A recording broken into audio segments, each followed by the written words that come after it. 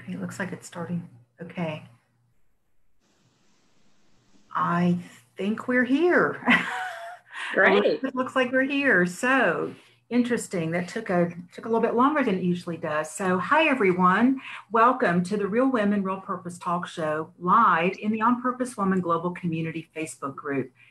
I'm Jenny Robertson, one of the hosts of the Real Women, Real Purpose Talk Show. I'm also the founder of the On Purpose Woman Global Community and the founder and publisher of On Purpose Woman magazine. I'm here today with Elizabeth McCain, who is an author, counselor, storyteller, and story coach, and we'll be talking about holding grief and gratitude. Now, I've known Elizabeth for a number of years, and I was trying to remember. Do you remember like how we met, where we met?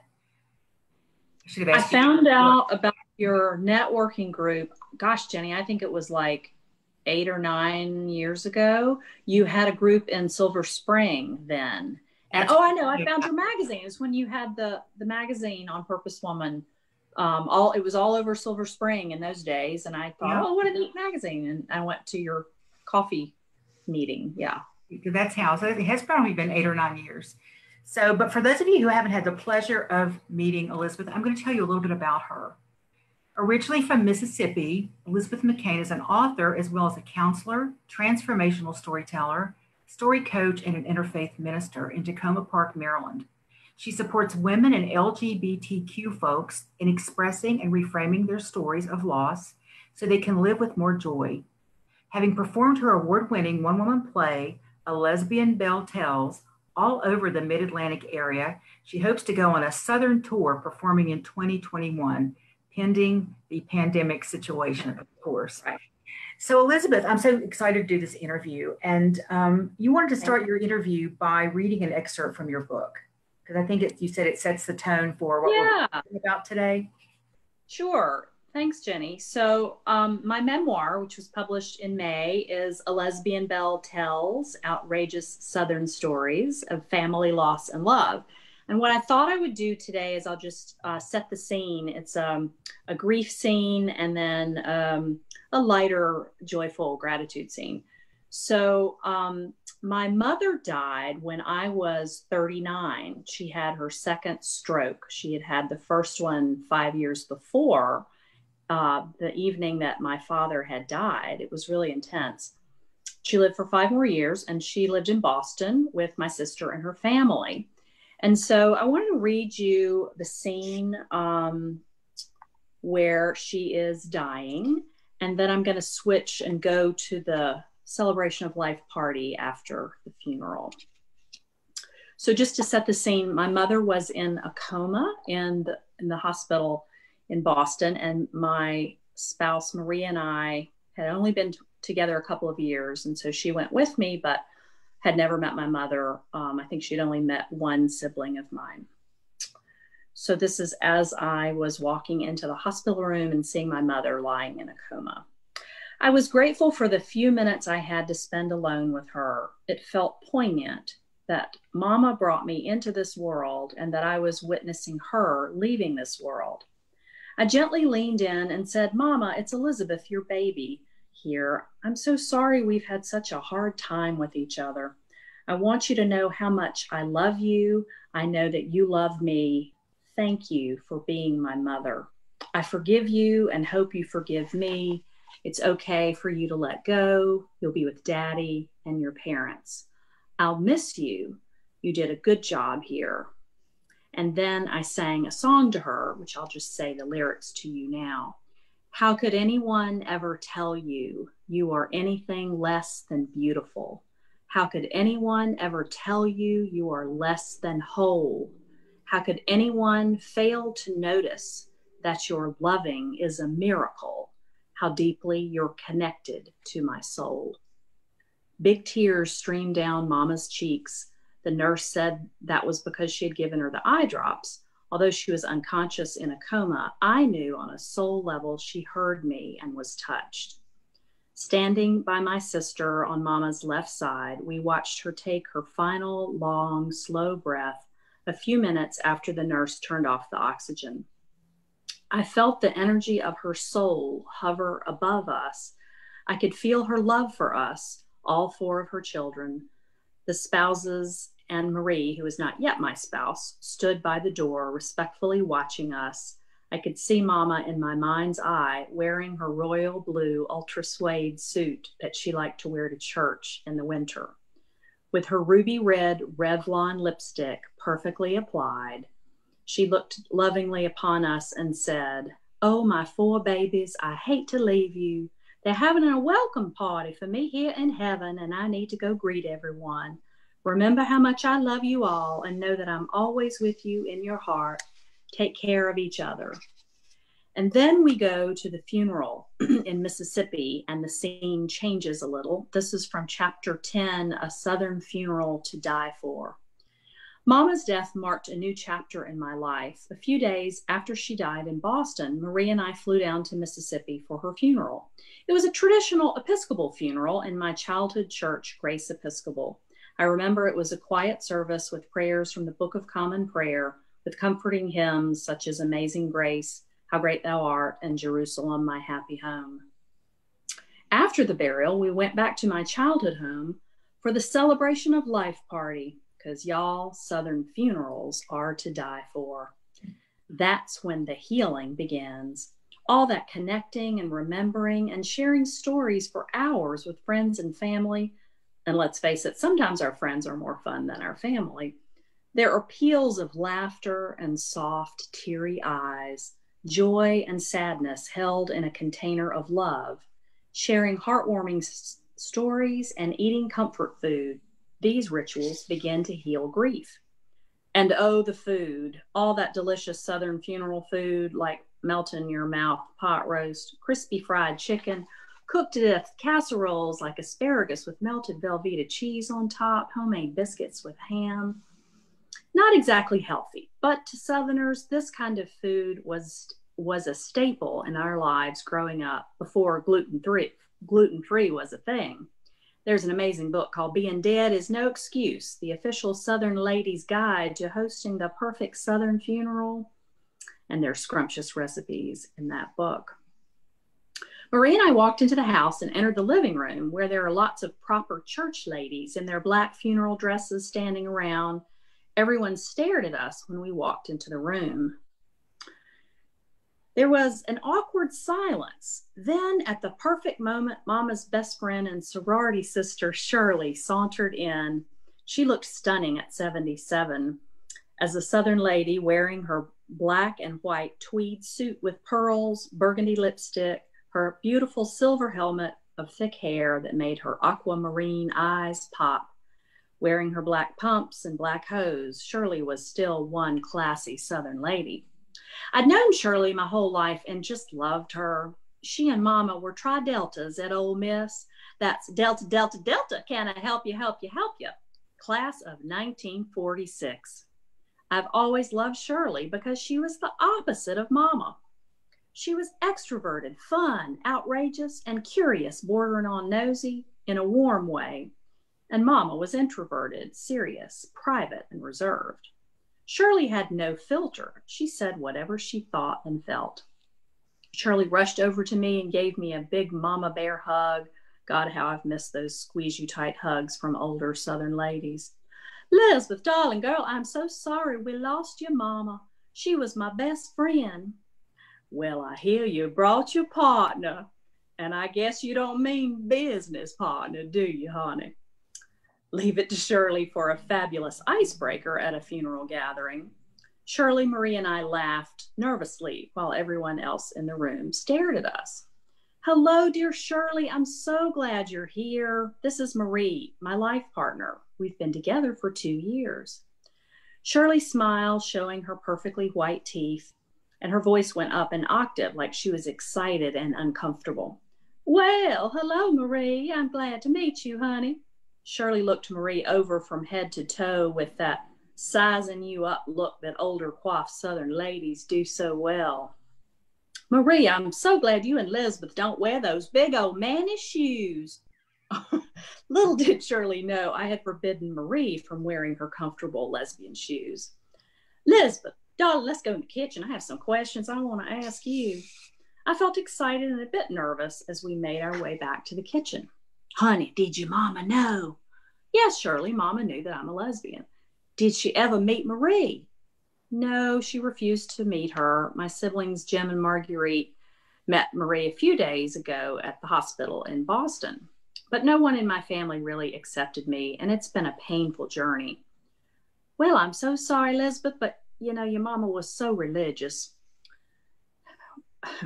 When we Tri-Delta gals traveled together, we called ourselves the Golden Girls, and your mama would bring the Bible, and our friend Annelle would bring the bourbon. Those were wild trips, so we call those trips our B&Bs.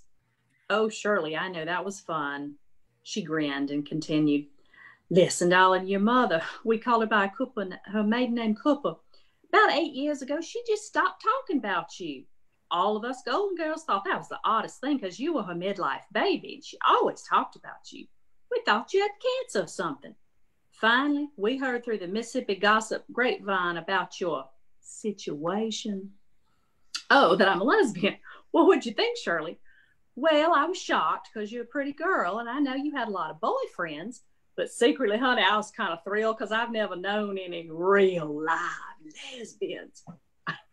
And I wonder if she knew some dead lesbians. Well, Shirley, I'm glad that you're excited about it.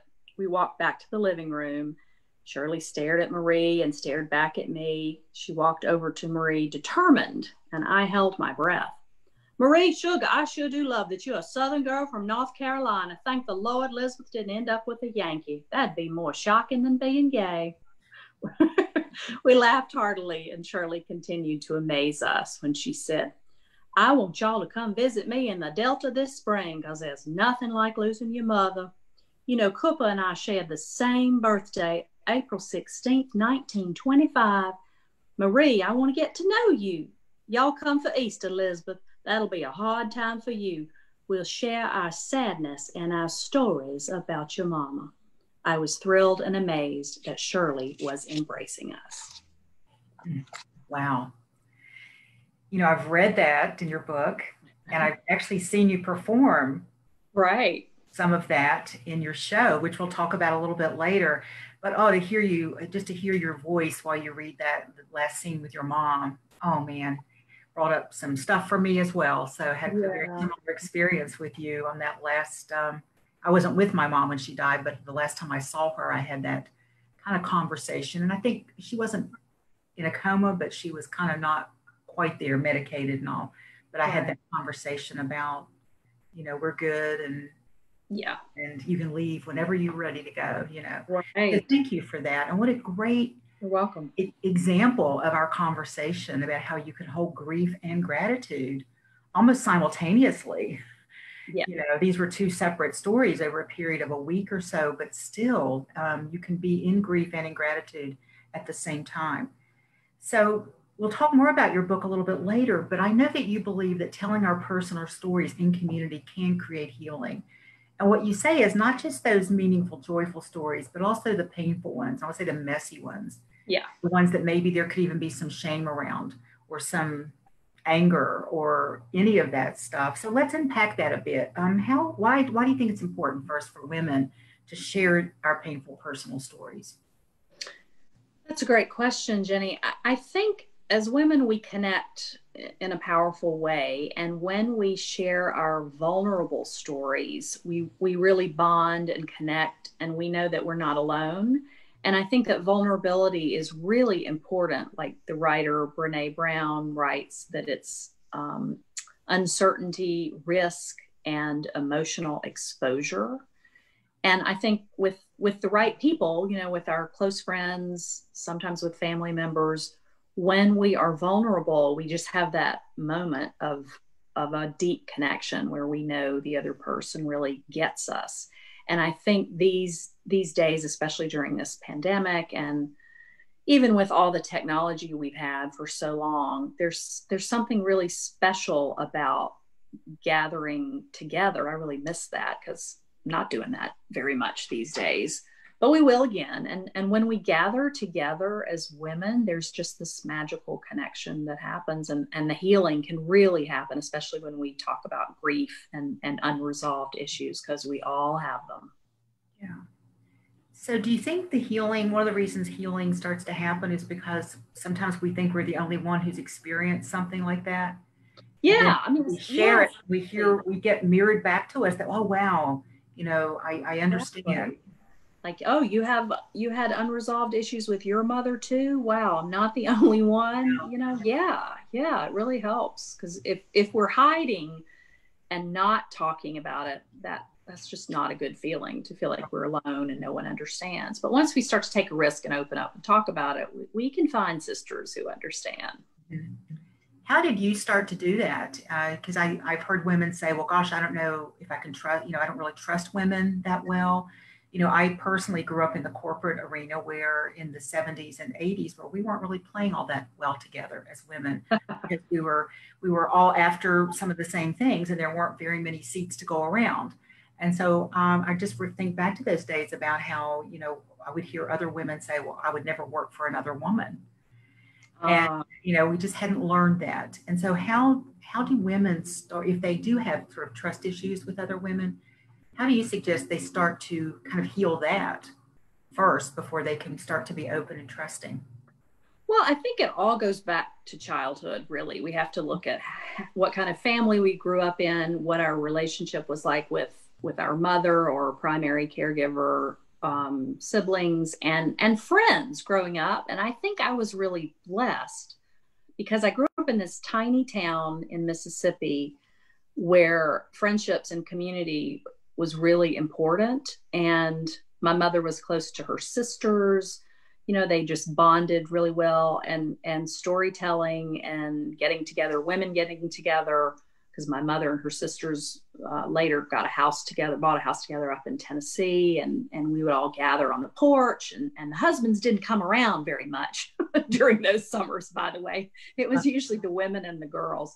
But I do know that a lot of women have been hurt by other women. That can happen when conflict comes. I think because we love each other so much, we care so much that when there's a conflict, it can really hurt. And yet, I think we can learn to work through it again by being vulnerable and realizing how important that connection really is. I agree. And I've often wondered too, you and I both grew up in very small towns. I don't know, and you're a bit younger than I am, but I don't know if you had girls sports in high school because we didn't have any. I think once a year there was a basketball tournament that girls could play in, like 5 games or something. But we had no sports. I had never learned how to like lose. Oh, And right.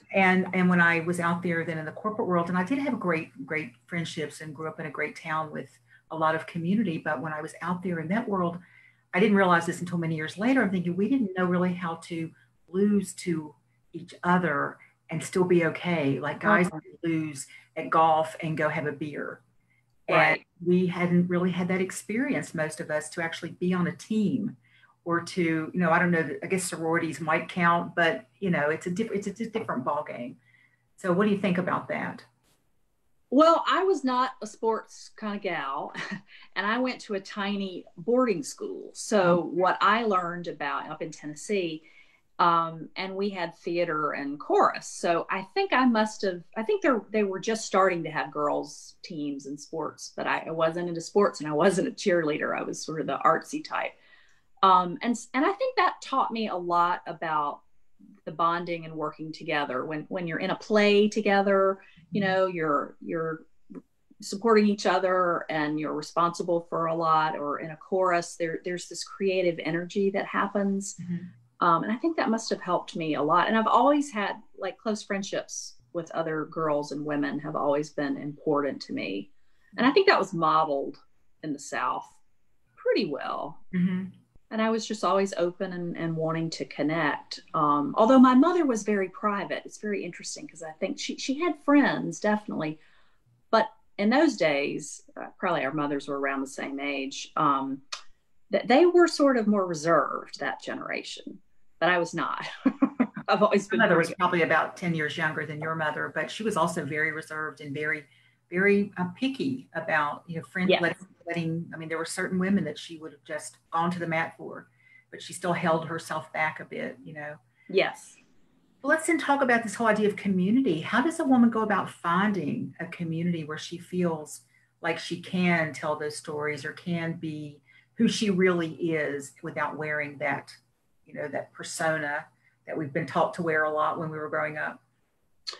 Well, I think we have to have some kind of common connection, especially as we get older. It's important to have, whether that's a meditation group or a networking group like your group, On Purpose Woman, a church community, a spiritual community, a book group, something that really brings us together to meet on a regular basis and share something in common so that we know we have similar values. I think that helps. Yeah, I agree with that. And also, I think we have to test it out, Yeah, go in and if we feel comfortable, doesn't mean we're going to tell everything the first time we show up, but it just means that we feel comfortable. We want to come back. And over time, things will just show up or something will happen. We'll go, oh gosh, I that happened to me too. And that's right. here's what helped me, just that kind of camaraderie. Because I think there's really nothing more powerful than women coming together, especially for a common purpose of some sort. So I think we talked a little bit about why it's challenging to share those kind of deeper, darker sides of us, but let's talk a little bit more about maybe the conditioning, because I don't know about your household, but I was always told everything that's done in this house stays in this house. I remember hearing my mom and dad talking about how much money my dad one day, my mother saw me standing there, I was about 8, and she was mortified and like threatened me, don't you dare tell anyone how much money your father makes. Right. And I didn't understand, but there was never any conversation about why that might not have been a good thing to do. Do you know what I mean? So I do know. Yeah. A lot of rules that we never had the reasons for the rules. That's right. I had those same rules. Mm-hmm. I can remember my mother saying things like, you always be loyal to the family. We don't talk about this outside the family. And I thought, that's very strange.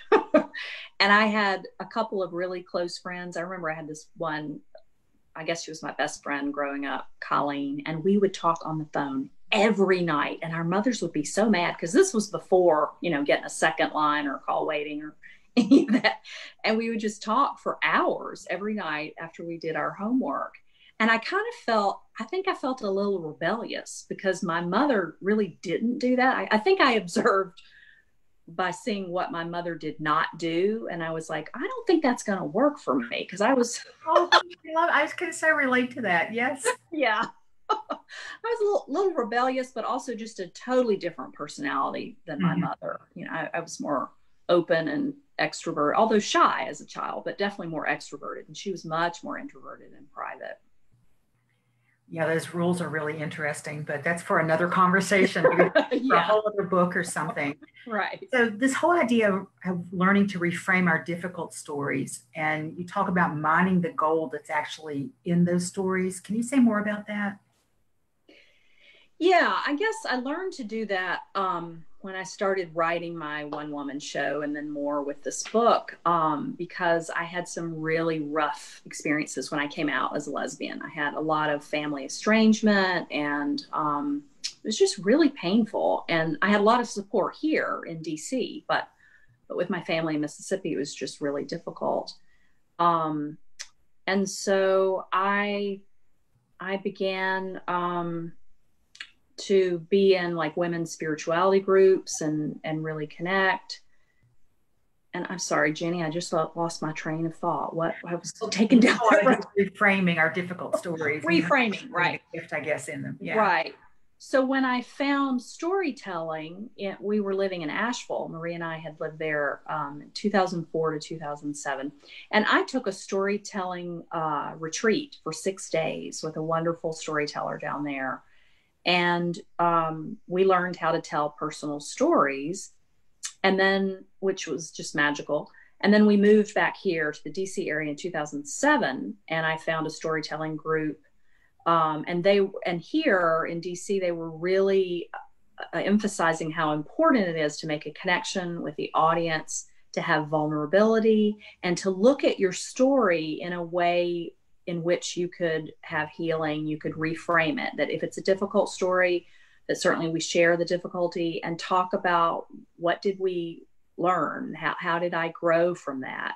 And so to do this on stage in front of an audience, at first I was like, well, wait a minute, I can do that in small groups and I can do that with Marie, but I don't know about in front of an audience. I mean, I had done a little community theater, but that was different. That was a script that you memorize. And so this telling a personal story, I was a little hesitant. Right? Yeah, right. Yeah, I was a little hesitant, but also really intrigued. And so when I just started going to a lot of storytelling shows, and I saw the magic that happened with the audience and how they revealed, I saw it and I thought, oh yeah, I can do that. So I started doing it and fell in love with it. And then I thought, gosh, I've got enough stories, difficult stories and healing, amazing stories, a lot of wacky Southern stories that are really entertaining. And I started to see this possibility of putting all this together in a show with a theme about healing and searching for belonging. So yeah, I think that. Let me just hold up the book.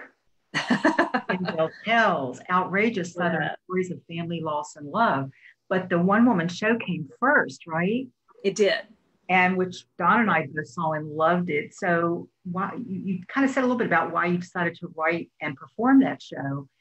I'm sure though it wasn't just so you could heal. You probably knew that there would be things in your past that would really help other, not just lesbian women, because I heard things that you said that were just, oh yes, I experienced that myself.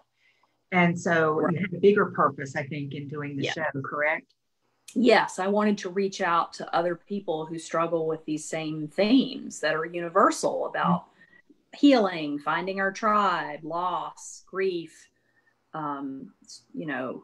finding our people in life and reframing whatever difficulty. So yeah, I imagined first, I thought, well, maybe I'll just do this for lesbians. And then it was like, no, I think it's larger LGBT. Then it was, so I did it as an experiment in the Fringe Festival in DC about 6 summers ago. And almost all the shows were sold out. It was amazing. And I mean, I did some marketing, but not a lot. I think it struck a chord with people. And so that's when I started to see that the stories were universal, and people would come up to me in the audience afterwards, all kinds of folks, some lesbian, some straight. Some people would say, oh, my niece is a lesbian, or I had that experience with my mother too. I'm really different from my mother, a different kind of coming out about something. So that's when I thought, wow, I'm onto something here, and the stories could go out to a larger audience if I wrote a book. So I did. I can't believe I did it. It's still kind of newish. Yeah. And when was it published? Just a few months ago, wasn't it? May 20th, in the midst of this pandemic. It was kind of difficult, but I was committed to getting it done. Oh, and I know that you had all kinds of things scheduled to go on, book readings. I did. You've really managed to make a lot of things happen. I have. In spite of, or maybe some things are even better than they might have been. Yeah, actually, I've reached more people. But I think because I've done some of these interviews and I've reached out to people in the South, I've reconnected with all kinds. They're a group of Southern men that I have just met through like a cousin here and a friend there, who are really helping get the word out, that I'm really grateful for. So yeah, I hadn't imagined that this, at first I was, like most people, I was really bummed. I was really devastated and thinking, oh my gosh, how am I going to do this? And this is going to last forever. And then this is so hard. And then all this loss around us and fear, and are we going to stay well? And, but I just committed myself to, because I'm a connector, I think I just decided that I would keep in touch with a lot of people and keep asking who else can I be in touch with? Who would like to know about my book? What group? And it's kind of taken off. Yeah. That's a great tip right there, just for any woman in business doing anything, is just keep asking, keep coming up with who needs to hear about what I'm doing. Yeah. Yeah. Because most people want to help. Yeah. I think so too. Yeah. Well, question I've never asked you before, but I'm going to ask you now. Have any family members read your book that you know of? Yeah, my cousins have, and love it, and have put some beautiful reviews on Amazon that really touched me. So I was very pleased with that. no immediate family that you're aware of. Not that I know of. They haven't, not going to let you know about it, right? Right. I don't know. Wish them well if they do, but who knows? I know that, a person that we both know who teaches a lot about writing will sometimes say, what story would you write if there were no one left to be offended? And I'm sure I'm thinking that must have been something in the back of your mind the whole time you're doing the show and you're writing this. Is like, oh, what are certain people going to think of this? Was that in there at all? And then if so, how did you? Yeah, a little bit. Well, I made certain that I was comfortable that, the stories were selected in an intentional way. And because I don't have that much connection with my siblings, that sort of gave me a freedom in a way. They're much older and we grew up sort of like two different families anyway. So that kind of freed me up. I mean, I had a couple of moments of wondering and worrying. Luckily, I have a really good energy healer and spiritual mentor, and I would take those issues in and say, okay, I need to work through this fear and trying to make the decision, to have the discernment. Should this story go in, or should I leave this out? And that was a whole process and took a while, but I was really pleased with the support I got, because I think at some point we just have to trust ourselves. We have to trust ourselves on a soul level, that we know what we're supposed to do. Yeah. It's a bigger purpose, like, again, to all of that than just you. And I guess how you're just any fear that might kick in, you have to keep in mind, like, why am I really doing this? Yes, it's bigger than me, right? Yeah. And there's a saying, I don't know if this came from a 12-step or some book I read that comes back to me over and over again, is what other people think of me is really none of my business. I can't please a book back in the 80s, I believe. Oh, really? Maybe I never read it, but I remember seeing that book. And on a bit of a lighter note, maybe, I've also heard somebody say, well, people didn't want you to write about them. They should have treated you better. Yes. Is that Anne Lamott? I think that was Anne Lamott. It might. I think you're right. Yes. So, that's a piece to look at too, isn't it? Right. So, Elizabeth, you mentioned that your book is for anyone who has faced rejection, and that it can serve as a guide for those who want to fully become who they are meant to be. So, what is the most important message that you would want people to take away from your book, our conversation today? I think part of it is about being authentic, and trusting that as long as you follow your heart and you live your truth, that magical things will happen in your life. You'll be led to the next right person or next right situation. And that when we go out on a limb a little bit and we're willing to be vulnerable, and I think it's also about having hope that things can change, having hope that things can get better, that we can have some kind of spiritual connection with our higher self. If some people call that spirit, God, goddess, whatever, that there's a greater energy of love and compassion and connection that is always with us. And when we then share our stories together, I think that energy of love and connection grows stronger. Oh, yes. That's beautiful. Thank you. And right before we started today, you said you had some great news. Are we the first to hear it? I do. Not many people know this. I'm going to perform my show virtually with a Southern theater company. That's a new theater company called Jook MS, Jook MS. I have one of these magical connections happened a few months ago. I heard about a Broadway actor, director, singer-songwriter named Randy Red, who moved to Memphis a couple of years ago. And he was, before the pandemic hit, he was going to do an LGBT theater festival down in Jackson. And then they had to put some of it online. So we've had several conversations. He's a great guy, so friendly, so helpful, my age, also from Mississippi originally. So I was on a panel that he did a few weeks, about a month ago, I guess, of LGBT Mississippi authors and creative people. And he liked the panel. He liked the interview, and asked me if I would like to do a virtual show. So on September 17th, it'll be recorded on the 17th, and then it'll go up for sale for tickets for the next few days, which will be good that we give people some time. You don't have to just see it one time. And I will just do it on Zoom. And then I'm going to teach a class. This is the new part besides the counseling and spiritual work I do for people. I'm now doing creative story coaching for people who want to do solo performance, if they want to write a one-woman show, or they want to do a professional talk, or just some shorter storytelling pieces. So I'm teaching a class on that on the 19th of September, which I'm really excited about. Okay, well then how can people keep up with you, find out what you're doing, and also buy your book? Well, they can go to my website. I have two websites, and all the information about my book is on both of them, elizabethmccain.com and alesbianbelletells.com.